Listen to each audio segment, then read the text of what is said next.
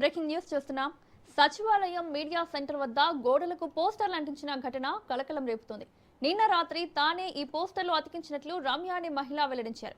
ఈ పోస్టర్లలో ప్రభుత్వ ఉచిత పథకాలు వద్దని, ప్రతి పేదవాడికి ఇల్లు, ఉద్యోగం కల్పించాలంటూ ఆమె డిమాండ్ చేశారు. యువతకు తక్షణమే ఉపాధి అవకాశాలు కల్పించాలని కోరుతూ ఈ పోస్టర్లు వేయడం ప్రస్తుతం చర్చనీయాంశంగా మారింది. ఈ ఘటనతో సచివాలయం పరిసరాల్లో ఉద్రిక్త వాతావరణం నెలకొంది. ప్రజల సమస్యలపై ఇలా భిన్నంగా స్పందించిన రమ్య వ్యాఖ్యలు ఇప్పుడు సోషల్ మీడియాలో కూడా వైరల్ అవుతున్నాయి.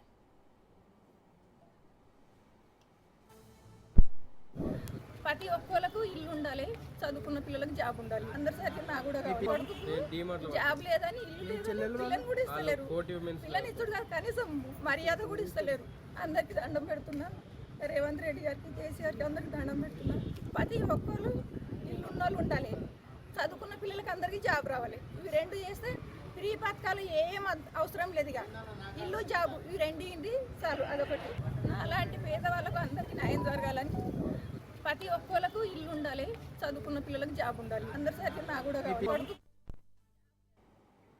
ఇదే అంశానికి సంబంధించి మరిన్ని అప్డేట్స్ మా ప్రతినిధి సునీల్ అందిస్తారు. సునీల్, మీడియా సెంటర్ వేదికగా ఉన్నటువంటి గోడలకు ఒకసారిగా పోస్టర్లు తీవ్ర కలకలం చూస్తున్నాయి. నిన్న రాత్రి ఒక మహిళ, రమ్య అనే మహిళ కొన్ని పోస్టర్లు వేసింది. ముఖ్యంగా పేదవాడికి, ప్రతి పేదవాడికి ఇల్లు, ఉద్యోగం కానీ ఉచిత పథకాలు ఇవ్వచ్చు, దీనివల్ల ప్రజలు విపరీతంగా నష్టపోతున్నారంటూ కూడా అటు రమ్య పోస్టర్ ద్వారా వ్యక్తం చేయండి. యువతకు ఉపాధి కల్పించాలని కూడా ఆ పోస్టర్లో తన సమాచారాన్ని కూడా ఆ పోస్టర్ ద్వారా ప్రభుత్వానికి తెలియజేసే ప్రయత్నం చేసింది.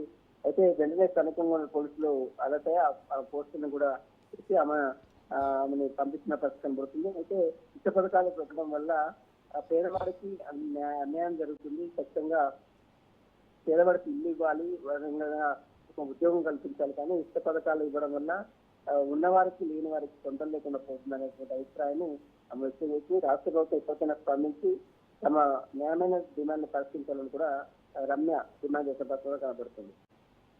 Right Sunil, thank you.